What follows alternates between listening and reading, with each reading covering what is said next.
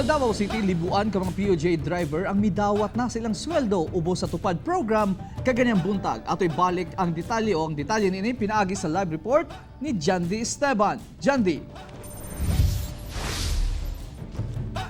Real gikalipay sa mga PUJ drivers ang ayudang nadawat gumikan dakong tabang matud pa kini kanila human sila maapektuhan sa lockdown.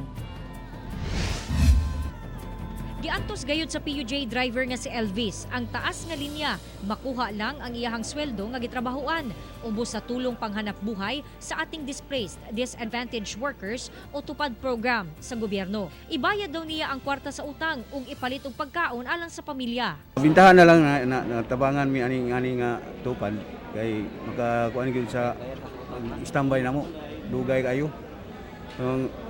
Daghang mig salamat sa kuan government. Dakong tabang sab daw kini alang kang Reynaldo Ates, gumikan dugay sab sila nga wala nakapamasada kay bawal tungod sa lockdown. Today, we are expecting or they are expecting to receive an amount of 9,900. That would give us the total of the 25 working days that they work inside and outside their abode. Kapin 3,000 kaapektadong PUJ drivers sa Davao City ang nahatagan sa maong ayuda.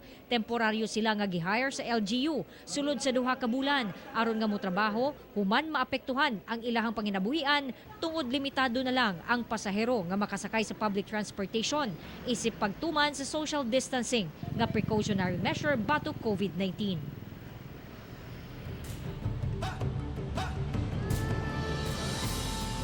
Real sa kinatibukan 11,880 pesos for 25 working days ang nadawat sa mga PUJ drivers. Ug sugod May 16 makabalik na sila sa ilang pagpamasada kay pailawom na ang syudad sa General Community Quarantine. Real.